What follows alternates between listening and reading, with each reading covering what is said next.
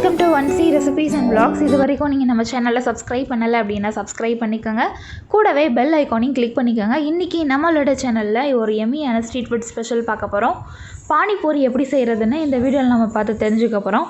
இந்த வீடியோவில் நம்ம டீட்டெயில்டாக பானிபூரி ப்ரிப்பரேஷன் ஃபுல் வீடியோவாக நம்ம பார்க்க போகிறோம். பூரி ப்ரிப்பேர் பண்ணுறது, மசாலா ரெடி பண்ணுறது, அந்த பானி ரெடி பண்ணுறது, ஸ்வீட் சட்னி, இது எல்லாத்தையும் ஒரே வீடியோவாக நம்ம பார்க்க போகிறோம். வீட்டில் இருக்கிற எல்லாராலையும் இந்த பானிபூரி ப்ரிப்பேர் பண்ண முடியும். அந்த அளவுக்கு ஒரு ஈஸியான ரெசிபி. ஆனால் நிறைய இன்க்ரீடியன்ட் ப்ரிப்பேர் பண்ணுறதுனால டைம் தான் கொஞ்சம் எடுக்கும். வாங்க இந்த ரெசிபி எப்படி செய்கிறதுன்னு பார்க்கலாம். இப்போது லாக்டவுன் டைம்ங்கிறதுனால உங்களுக்கு நிறைய நேரம் கிடைக்கும் சமைக்கிறதுக்கு. வீட்லேயும் நிறைய கிட்ஸ் இருப்பாங்க. அவங்களும் இந்த ரெசிபி செய்கிறதுக்கு இன்வால்வ் பண்ணிங்க அப்படின்னா அவங்களும் சேர்ந்து செய்வாங்க. நல்லா இன்ட்ரெஸ்டிங்காக உங்களுக்கும் பொழுது போகும்.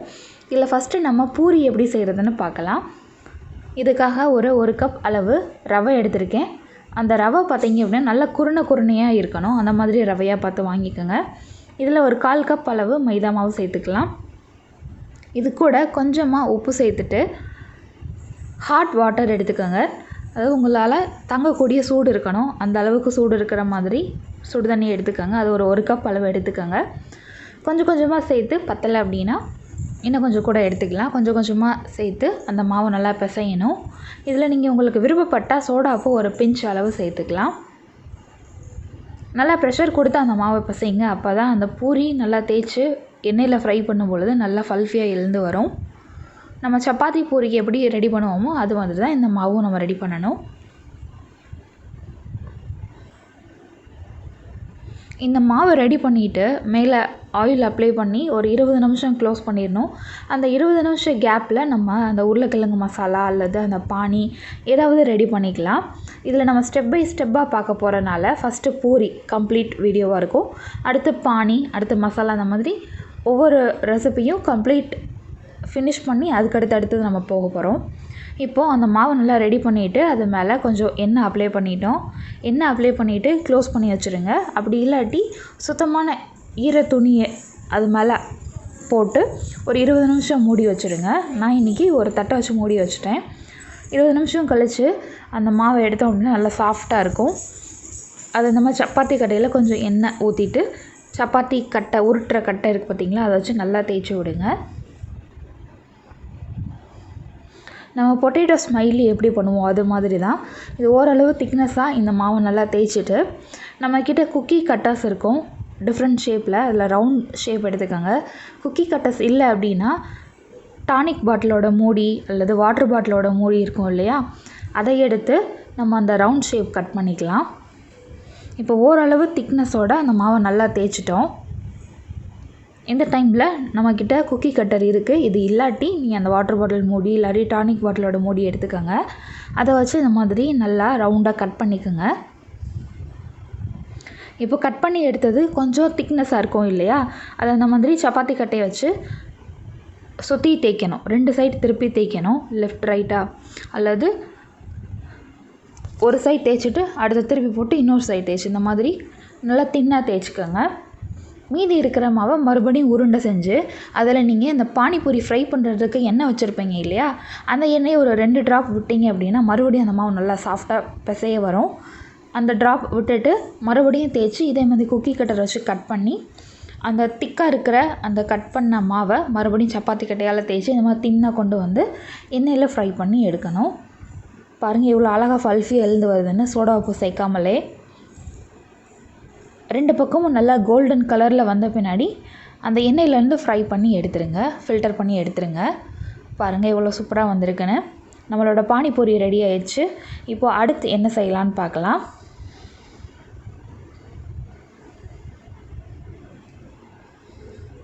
பானி ரெடி பண்ண போகிறோம். பானினா நம்ம இதில் உள்ள ஸ்டஃபிங் வச்சு ஃபைனலாக ஒரு தண்ணி ஊற்றுவாங்க பார்த்திங்களா, ஒரு மாதிரி புளிப்பு டேஸ்ட்டாக இருக்கும். புளிப்பு காரம் ரெண்டுமே சேர்ந்து இருக்கும். அந்த சட்னி தான் இப்போ ரெடி பண்ண போகிறோம். சட்னி ரெடி பண்ணி அதை ஒரு தண்ணி மிக்ஸ் பண்ணணும். அது என்னென்னு பார்க்கலாம். இதில் ரொம்ப சின்ன சைஸ் இஞ்சி, பச்சை மிளகாய் உங்கள் காரத்துக்கு ஏற்ற மாதிரி எடுத்துக்கோங்க. நான் 2 பச்சை மிளகாய் சேர்த்துருக்கேன்.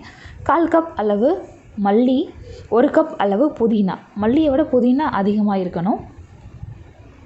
இப்போது இதில் ஊற வச்ச புளி இருக்கும் பார்த்தீங்களா, ஒரு அரை மணி நேரம் புளி ஊற வச்சுக்கோங்க. ரொம்ப சின்ன சைஸ் எடுத்துக்கோங்க, கொட்டை பாக்கு அளவு. அதை தண்ணியில் கரைச்சி அந்த தண்ணி கொஞ்சம் சேர்த்துக்கோங்க, ரொம்ப சேர்க்கக்கூடாது, கொஞ்சம் சேர்த்தா போதும். இந்த அளவுக்கு அரைச்சிக்கோங்க. இப்போது இதை ஒரு கிண்ணத்தில் மாற்றிடலாம். இதில் டோட்டலாக 2 கப் அளவு தண்ணி சேர்த்து டைல்யூட் பண்ணணும். டைல்யூட் பண்ணுறதுக்கு முன்னாடி அதை ஃபில்டர் பண்ணணும். அதில் நமக்கு ஃபில்டர் பண்ணோம் அப்படின்னா அந்த சக்கை இருக்கும் பார்த்தீங்களா, அந்த சக்கையை நமக்கு தேவையில்லை. அது குடிக்கிறப்போ ஒரு மாதிரி டிஸ்டர்பன்ஸாக இருக்கும். அதனால் அதை ஃபில்டர் பண்ணணும். அதுக்கு முன்னாடி 1 கப் தண்ணி சேர்த்து அதை ஃபில்டர் பண்ணலாம்.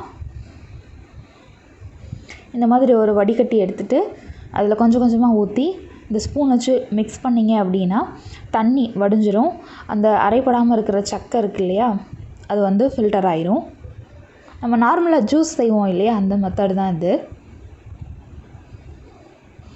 அந்த கூலோடு ஒரு சிலருக்கு அந்த ஜூஸ்லாம் குடிக்க பிடிக்கும், ஒரு சிலருக்கு பிடிக்காது. அவங்களாம் இந்த மாதிரி ஃபில்டர் பண்ணி தான் குடிப்பாங்க. ஸோ அது மாதிரி நம்ம இந்த பானியும் ஃபில்டர் பண்ணி எடுத்துக்க போகிறோம். இதில் 1 கப் அளவு தண்ணி தான் சேர்த்துருக்கோம். நல்லா ஃபில்டர் பண்ண பின்னாடி இன்னொரு 1 கப் தண்ணி சேர்த்துட்டு இதை வந்து ஃப்ரிட்ஜில் வைக்கணும். அப்படி இல்லாட்டி உங்கள்கிட்ட மண் பானை அல்லது மண் ஜார் அந்த மாதிரி இருந்தது அப்படின்னா அதில் ஊற்றி வச்சுருங்க. நல்லா ஜில்லுன்னு இருந்தால் தான் நல்லாயிருக்கும். இதில் தேவையான மசாலா சேர்த்துக்கலாம். சாட் மசாலா ஒரு அரை டீஸ்பூன் அளவு, சீரகத்தூள் அல்லது சீரக பவுடர் அது ஒரு அரை டீஸ்பூன் அளவு ஆட் பண்ணியிருக்கேன். சீரகத்தை லைட்டாக ட்ரை ரோஸ்ட் பண்ணி பவுடர் பண்ணி வச்சுருக்கேன், அதை தான் ஆட் பண்ணியிருக்கேன். அடுத்து ஒரு 1/4 டீஸ்பூன் அளவு மிளகுத்தூள், 1/4 டீஸ்பூன் அளவு ட்ரை ஜிஞ்சர் பவுடர், சுக்கு தூள் சொல்லுவோம் இல்லையா, அதுதான்.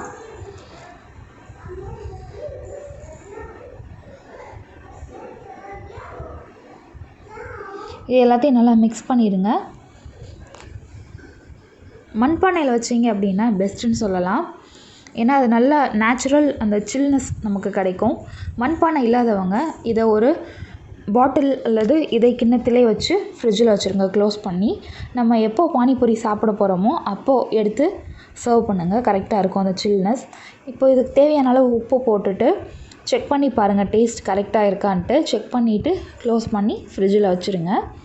இப்போ நம்ம உள்ள ஸ்டஃபிங் வைக்கிற அந்த உருளைக்கிழங்கு மசாலா எப்படி செய்கிறதுன்னு பார்க்கலாம். இதுக்காக 1 கப் அளவு வேக வச்சு மசித்த உருளைக்கிழங்கு எடுத்திருக்கேன். அதாவது ஒரே ஒரு பெரிய உருளைக்கிழங்கு எடுத்து மசித்து எடுத்திருக்கேன், நான் வேக வச்சு மசித்து எடுத்திருக்கேன். இது கூடவே ஒரு அரை கப் அளவு கருப்பு சுண்டல் சேர்த்துக்கலாம்.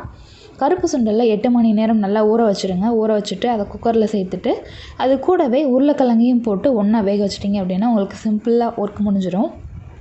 இப்போது இதில் உங்களோட காரத்துக்கு ஏற்ற மாதிரி மிளகாய்த்தூள் போட்டுக்கோங்க. 1 டீஸ்பூன் அளவு மிளகாய்த்தூள், அரை டீஸ்பூன் அளவு சாட் மசாலா, அரை டீஸ்பூன் அளவு சீரகத்தூள். அடுத்து இதில் கொஞ்சமாக உப்பு, தேவைக்கேற்ப உப்பு சேர்த்துக்கலாம். நம்ம பருப்பு உருளைக்கிழங்கு வேக வைக்கும் பொழுது உப்பு சேர்த்துருப்போம். இதில் கொஞ்சமாக உப்பு சேர்த்துட்டு செக் பண்ணி பார்த்துட்டு பத்தலை அப்படின்னா போட்டுக்கலாம். இப்போ கையால் மறுபடியும் நல்லா மேஷ் பண்ணுங்கள். உருளைக்கிழங்கு 1-2 தான் நம்ம மேஷ் பண்ணியிருப்போம். இன்னும் நல்லா மேஷ் பண்ணுறதுக்கு கை யூஸ் பண்ணி மிக்ஸ் பண்ணுங்கள். கை மணம் அப்படின்னு சொல்லுவாங்க. அந்த கை மணத்தோடு அந்த உணவு செய்யும் பொழுது அது ஒரு தனி டேஸ்ட்டு கொடுக்கும்.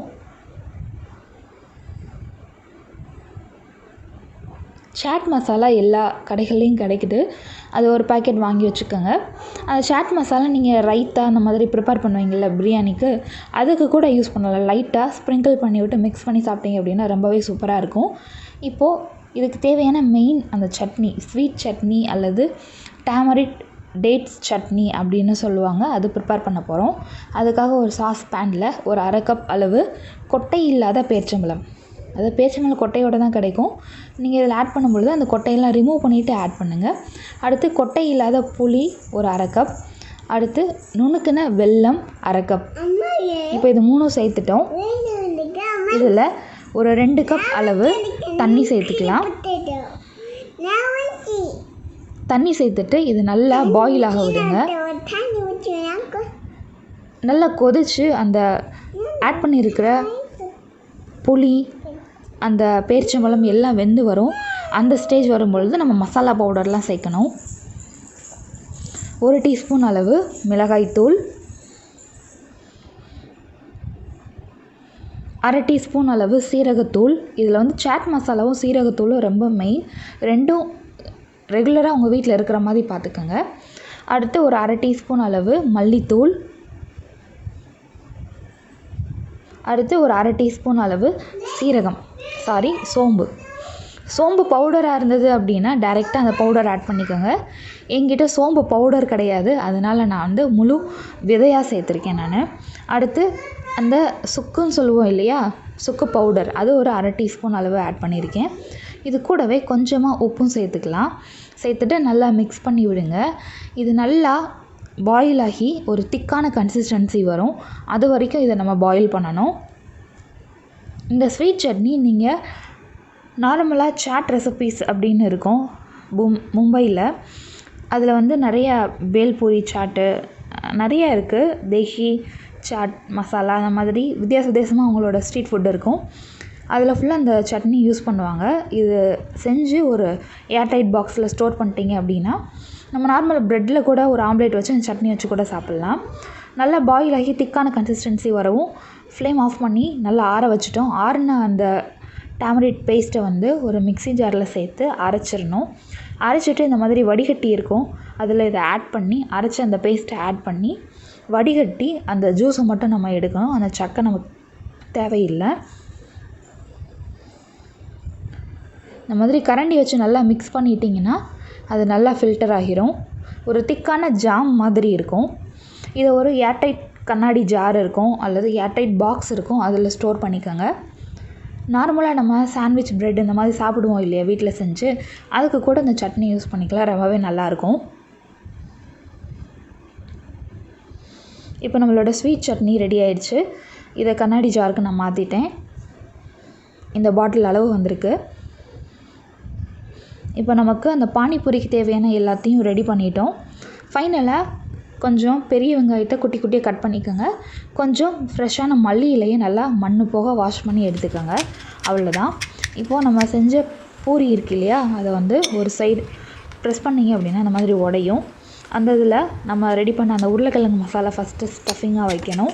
அடுத்து அதில் கொஞ்சம் வெங்காயம், கொஞ்சம் மல்லி இலை வைக்கணும். வச்சுட்டு அதுக்கு மேலே கொஞ்சம் ஸ்வீட் சட்னி வச்சு நம்ம ரெடி பண்ண அந்த பானியை அதில் ஆட் பண்ணிவிட்டு அப்படியே சாப்பிட வேண்டியதுதான். இந்த மெத்தடில் தான் சாப்பிடுவாங்க. இதே மாதிரி நீங்களும் ட்ரை பண்ணி பாருங்கள், கண்டிப்பாக உங்கள் எல்லாத்துக்கும் பிடிக்கும். பர்ஃபெக்ட் அந்த பானிபூரி டேஸ்ட் கண்டிப்பாக வீட்டிலே செஞ்சிடலாம். பானிபூரி ரெடி ஆயிடுச்சு. இதை சாப்பிட்டு எப்படி இருக்குன்னு பாருங்கள். அந்த சவுண்டு க்ரன்ச்சி சவுண்டை பாருங்கள்.